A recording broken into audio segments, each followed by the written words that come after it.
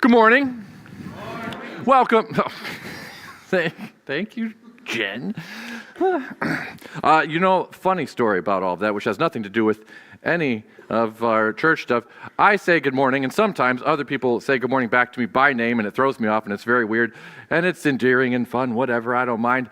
I have to watch the live stream back again every Monday because we, cut the sermon. No one online can hear you people, and so I just seem like a crazy person when I say good morning, and then someone says good morning back to me, my name, and I react to it. Nobody, hi online. I'm talking about you and your experience. Never mind, it's fine. Let's just start again. No, good morning. Welcome to Lakeshore Christian Church. I am John. I'm one of the ministers here, the one you happen to be stuck with today. We are wrapping up a series called Better Together, which we'll have a little recap of in a little bit. And I've enjoyed it. It's our last week in this series before we have a special guest next week and then move into a series on generosity the week following. But we've also, in addition to having our Sunday morning services, we've been doing a Tuesday evening and a Wednesday morning workshop, going through some of these same themes, looking at the different types of relationships that we need, that we want to build and maintain in order for us to become more committed Christ followers as we do that together. Not just something that I try to do on my own or you try to do on your own, but as we strive together to be more committed Christ followers, the types of relationships that we need to make that happen. And one of the things, with my apologies to the folks who were in the workshop this week, you have to listen to me say something I've already said to you once. One of the things that really stood out to me in this series as we've started to put it together and as we've worked through this, we had a Bible quiz on Tuesday and Wednesday where I asked them, what's the first thing that God says is not good in the Bible? And they did very well. I'm not going to throw any of it. They did wonderful. Everybody passed. It was good. But I'm not going to make you take the same little quiz. But the answer to that question, the first thing that the Bible describes as not good is for humans to be alone. All the way through Genesis 1, the story of creation, where God makes the heavens and the earth, and each day of creation, God makes something. At the end of that day, He looks back at the things that He made that day and says it's good. So He separates the light from the darkness, and that's good. And then He separates the waters so that dry land appears, and that's good. And all these other things, He makes the sky and the oceans, and He makes plants and animals and all these things, and all of it is good. And at the end of all of that creating in Genesis chapter 1, God looks back on everything that God has made and says it's very good. A lot of goodness in Genesis chapter 1. And then in Genesis chapter 2, for the first time, something is described as not good. He said it is not good for the man to be alone. And so that story carries on where God looks for, finds a suitable helper for him. And it struck me as we talk about this whole series, as we talk about what it looks like for us to be better together, as we talk about striving for these types of relationships and maintaining these types of relationships in our lives, it's worth keeping in mind that from the very beginning of Scripture, from the very beginning of the Bible story, one of the first things that the Bible tells us about us is that it's not good for us to be alone. And that's maybe particularly important for us to think about in the world that we live in right now. There were several studies done in the last couple years about what is generally referred to as a pandemic of loneliness, where I think it was 2024, there were several studies done, one by Harvard Medical, one by the Department of Health and Human Services, where they found that roughly 20% of adults describe themselves as frequently or always lonely. 20%. It's 1 in 5. That's a lot. And those studies found that ideology, religious affiliation, those generally didn't change the numbers. Even people who are a part of church community, for instance. 1 in 5, 20%. Frequently or always lonely, feeling isolated from their community, from their family, from their friends, from the world at large. And so as we think about this whole concept of being better together, as we think about the importance of relationships, we do that in these very important contexts. One, the context of Scripture, which tells us from the very beginning that we're not meant to be alone. and the other, the context of our world, in which so many people, maybe even many of us, feel lonely quite a bit. We live in a world that needs to hear and experience what it's like to be better together, to have these relationships. So it is important. I hope that you have been encouraged. It's Encouragement Week, you'll find out in a second. Encouraged by the series. I have certainly enjoyed working with Jim and putting it together and working through. So what are these relationships? If you're just tuning in, if you've missed out or maybe forgotten or slept through my sermons, sorry, Joe was giving me a hard time earlier. I just had to. What are these relationships? So we said we need a Paul. I told you shouldn't make comments to the person that gets the microphone all morning. It's a poor choice. We need Pauls in our lives. We need someone who is going ahead of us. We need spiritual mentors. These people who can speak truth into our lives. These people whose lives we see Christ in, who we want to emulate. People who can hold us accountable, who can speak hard truths to us. We need those people in our lives. We also need Timothys. As much as I need people going in front of me, I also need people coming up behind me. I need to pour in to the people who are coming next. It's the one relationship we're commanded to have. Make disciples. So Timothys are important. And today, we're going to look at what it means to say that we need Barnabases in our life. So we'll start out talking about who on earth this Barnabas guy is. And then I want to look at 3 quick stories in the book of Acts that maybe show us something about what it means to have a Barnabas in our life. So who is this guy? Who is this Barnabas person? Well, we first meet him in Acts chapter 4, where we have this little tiny story. In verse 36, it starts out this way. Joseph, a Levite from Cyprus, whom the apostles called Barnabas, which means son of encouragement, sold a field he owned and brought the money and put it at the apostles' feet. As you read through Acts, this seems like a very random 2 verses because this guy doesn't show back up for like 5 or 6 more chapters. Right before this, it has told us that the believers held everything in common, that many of them sold their possessions and shared with those in need, and then we get this little thing, this one random person who does it. Joseph did it. The thing that we said everyone's doing, yeah, Joseph did it too. Sure, cool, helpful, I guess. And then in the very next chapter, we hear about a couple people who aren't so faithful in the way that they share their possessions. A story of Ananias and Sapphira, who sell some of their property, give part of the money to the disciples. It goes very poorly for them. They get struck dead. It's a whole thing. We're not talking about that right now. But this is the first time. This is the first time we're introduced to Barnabas. And what I want us to notice about him, and we'll see more of this throughout his life, is 2 things. Barnabas is a faithful believer. Right before this, we've heard about how all the believers are selling their property. Right after this, we get the kind of cautionary tale. And here we have Barnabas is doing the thing. He's faithfully selling property to take care of those in need, as all the believers are said to be doing right before this. Later, we'll see a verse that describes him as a good man, full of the Holy Spirit and faith. He's a faithful believer. But the other thing about him is that he is an encourager. His name means son of encouragement. The name Barnabas means son of encouragement. This is the only name that gets used for him after this verse. We don't do sermon series saying everyone needs a Paul, everyone needs a Timothy, and everyone needs a Joseph the Cypriot. You'd be like, who? Nobody knows that name. 2,000 years later, what we know about this guy is that he was an encourager. Being an encourager was such a core part of who he was that 2,000 years later, we're still calling him Barnabas, which I think is worth noting. So what do we mean when we say everybody needs a Barnabas? Everyone needs a Paul. Everyone needs a Timothy.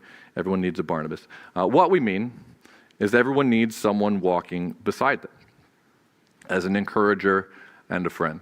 If the Paul is the person that goes before you as a spiritual mentor, Timothy is the person coming behind you who you are leading in faith, Barnabas is the one who is standing next to you, who's walking beside you, encouraging you through life. And we all need that. So I want to look at three stories. We see several stories with Barnabas in them over the next few chapters, but I want to look at three in particular. One's from Acts 9, one's from Acts 11, and one is from Acts 15. If you have the YouVersion of the Bible app and want to go to events, those should all be laid out for you in there. But they're little stories about Barnabas and his relationship with Paul that can teach us what it means to have a Barnabas in our life.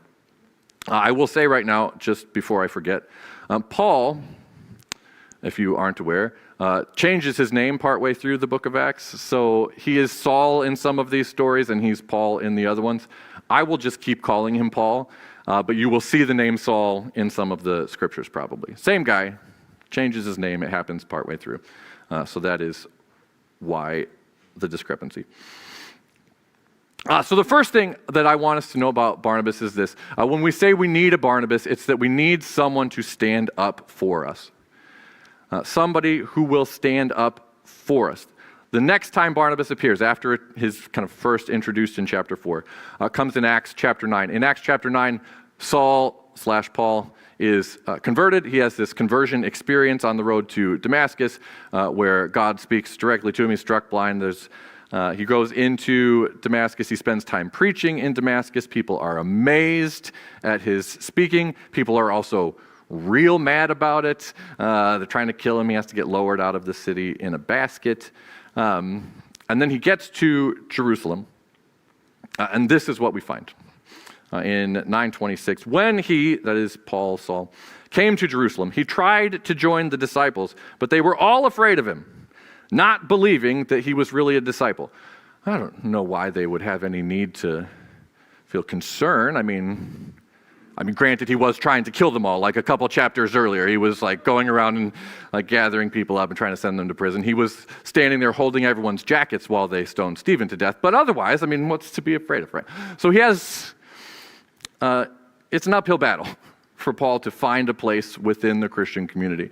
And what happens after he gets to Jerusalem, I just really love. So in the very next verse, Acts 9:27, but Barnabas took him, brought him to the apostles. He told them how Saul on his journey had seen the Lord, and that the Lord had spoken to him, and how in Damascus he had preached fearlessly in the name of Jesus. Barnabas speaks up for Paul. He stands up for Paul when nobody else wants him around. No one else wants to accept him.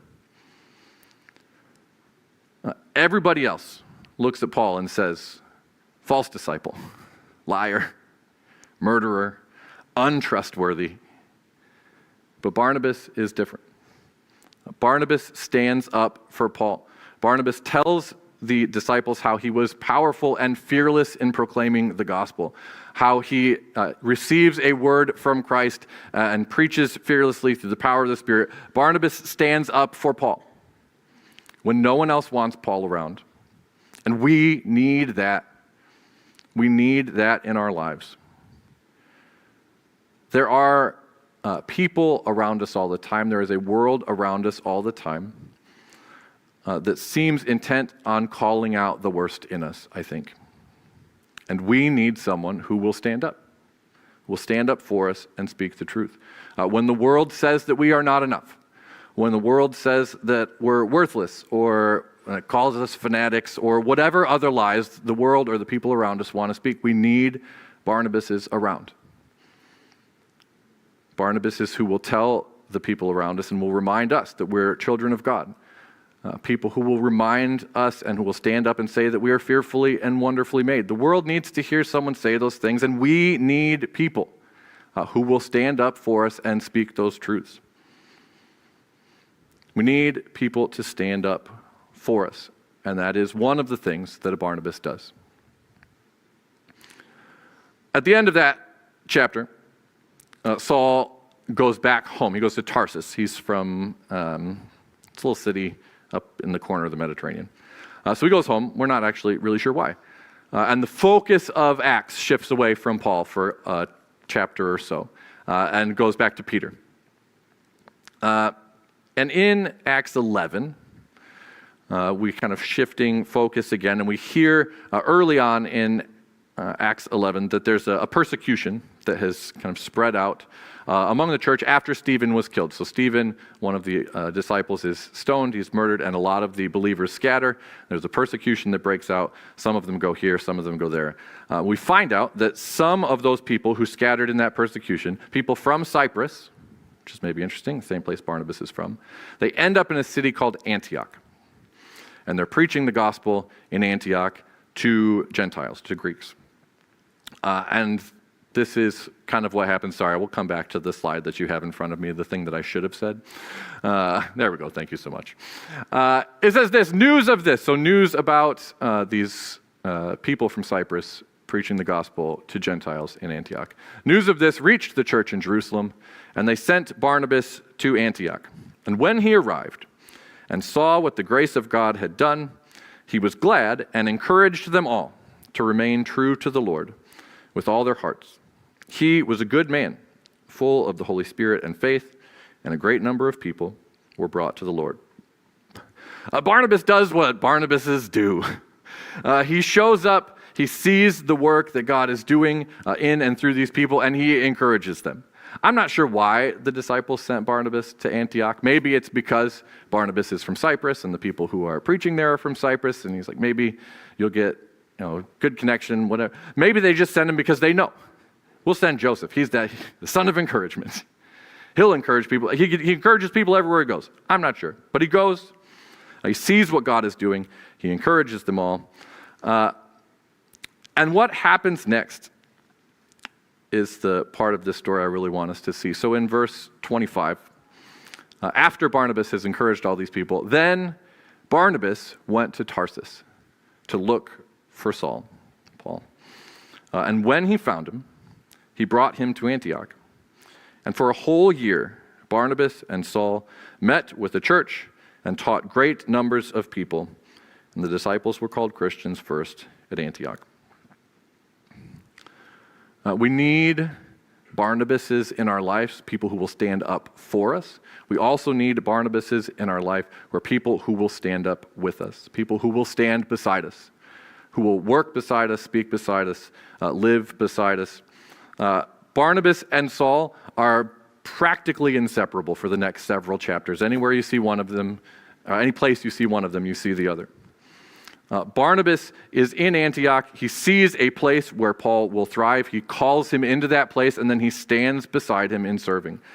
And again, at the end of this same chapter, when the believers in Antioch hear a word from a prophet that there's going to be a great need in Judea, they decide to take up a collection, to send a gift to the needy folks there. And they send Barnabas and Paul together. So in verse 30 of chapter 11, this they did. They send their gift to the elders in Judea by Barnabas and Saul. Barnabas and Saul, Barnabas and Saul, Barnabas and Saul. Standing next to one another throughout their ministry for the next several chapters. Where Paul goes, Barnabas goes. For the next several chapters. That's always where you'll find him, better or worse, next to Paul. All the way through Paul's first missionary journey, as he travels kind of around what would be Turkey nowadays, I suppose, Barnabas is there. And he even takes the back seat. This is maybe something of an aside. We need someone who will stand up for us. We need someone who will stand up with us. One of the things that I found really interesting in looking at all these stories about Barnabas, every time Barnabas is named with Saul, it's Barnabas and Saul. Barnabas first and then Saul. Barnabas and Saul did this. Barnabas and Saul did that. Barnabas and Saul. When Saul's name changes to Paul, it is almost always Paul and Barnabas. And we do need that person sometimes too. This is a bonus point. The person will stand up for us, person will stand up with us, but sometimes that person, we need the Barnabases in our lives who will kind of let us take a step forward, who will still be there with us, but will step out of the spotlight so that we can do our thing. We do need that sometimes too. And this is what Barnabas does as he continues to serve with Paul throughout his ministry and his mission. And we need that person. It's a lonely world. And it's not good for us to try to make our way in this world alone. We need people beside us, people who will rejoice when we rejoice. We need people who will mourn when we mourn, who will be there next to us to pick us up and dust us off when we fall. I need those people. I will not tell stories about the numerous times those people have stepped in because I don't want to weep today. But many times, those people have stepped up into my life at the moments when I needed them most. Those people who decided to stand up with me through very difficult times. And I need that. We all need that. It's not just about the Pauls who are going in front of us. It's not just about the Timothys who are coming up behind us. We need those Barnabases next to us, beside us, standing up with us. And lastly, we need someone to stand up for us. We need someone who will stand up with us. And my least favorite, probably, we need a Barnabas that's someone who will stand up to us. Barnabas is with Paul all the way through Paul's first missionary journey. And if you know much about Paul, you know he had more than one. And if you've not heard the name Paul and Barnabas together, maybe you've heard Paul and Silas, Paul's other partner. Well, that's because of this story from Acts 15. It says this, sometime later, Paul said to Barnabas, "Let's go back and visit the believers in all the towns where we preached the word of the Lord and see how they're doing." Barnabas wanted to take John, also called Mark, with them, but Paul did not think it wise to take him because he, Mark, had deserted them in Pamphylia and had not continued with them in the work. They had such a sharp disagreement that they parted company. Barnabas took Mark and sailed for Cyprus. But Paul chose Silas and left, commended by the believers to the grace of the Lord. He went through Syria and Cilicia, strengthening the churches. I could be wrong. I say that plenty, I suppose. I could be wrong. I don't think I am. Well, I mean, if I thought I was wrong, I wouldn't say it, now would I? I think part of the reminder in this story is that Paul is not perfect. I think that Paul is definitively wrong in this story. And it strikes me as ironic and a little sad that Paul decides to take the stance that he does on Mark. Because Paul looks at John Mark and he sees a quitter, he's unfaithful, he's going to be a liability. And Barnabas stands up for Mark, just like Barnabas stood up for Paul 6 chapters ago, and calls out the best in Mark when Paul is seeing the worst. And I think that Barnabas is probably in the right. That Barnabas stands up for Mark, and that means standing up to Paul. And I think the important thing for us to see in this story is that encouragement does not mean enabling. We need Barnabases in our lives. We need encouragers, but we do not need people who will just stand there and say, "Oh, you're doing great," when we are in fact not doing great. And just like we need Pauls in our lives to speak that truth to us from the position ahead of us, we need the people standing next to us to do the same thing. We need them standing up for us. We need them standing up with us, but we also need them to stand up to us. We don't actually know what happens with Paul and Barnabas and Mark. This is the last time Mark or Barnabas are mentioned at all in Acts. The assumption is that Paul and Barnabas do eventually reconcile because Barnabas and Mark are mentioned in some of Paul's letters, which are written after the events of Acts 15, and they're mentioned in a complimentary way. And if I know anything about Paul, it's that if he didn't like someone, he's not afraid to let you know it. And ask me later how I know. So we assume that their relationship was mended, but the important thing for us to see in this story, I think, is that we need our Barnabases, and if we're going to have a biblical Barnabas in our life, it needs to be someone who's not afraid to stand up to us, who will encourage us without enabling us in bad behavior. As much as I need close friends who will stand up for me and stand up with me, I need faithful believers. It's an important part of who Barnabas is. I need faithful believers in my life who will stand up to me when I'm in the wrong. And I'm grateful. I personally am grateful to have those people in my life. There are those people in this church, people who care enough about me, people who care enough about our relationship and our community and our fellowship that they will call me out, not harshly, not defensively, not in a derogatory way, but in love and good faith to say, hey, I think you're wrong in this. We all need that. We need those people. True encouragers, not enablers. People who will stand up to us when we're wrong. That's what we mean when we say everyone needs a Barnabas. We need those people in our lives standing beside us who will stand up for us, who will stand up with us, and will stand up to us. As a quick sidebar, and then we'll kind of wrap up, we said everyone needs a Paul, everyone needs a Timothy, everyone needs a Barnabas. And sometimes, just because of the way relationships work, we'll say that I can have all of those things wrapped up in one person. This person is my Paul. They teach me some things. They're my Timothy. I teach them some things. They're Barnabas. They encourage me. And that is true in some ways, but I think oftentimes when we say that, when we say, this person is a Paul and a Timothy and a Barnabas to me, what we're actually describing is a really great biblical Barnabas. It's what some people will call mutual discipleship. Impact Campus Ministries, they generally call that peer mentoring. That when we walk side by side with someone in our life, there is a give and take involved in any of those types of relationships. Sometimes I learn from my Barnabas, sometimes they learn from me, and as we walk together, as we walk side by side, we grow from one another. I do think it is important for us, in addition to having those types of relationships in our life, to intentionally pursue Paul's, who are true spiritual mentors, and to pursue Timothy's, people we're bringing up behind. One of my really good friends, who I think he started out as a Paul for me, and now we're kind of Barnabas's, if that makes sense. These relationships kind of grow and change. I've known him for about 20 years. He's been a really, really great encourager to me. His name is Jeremiah.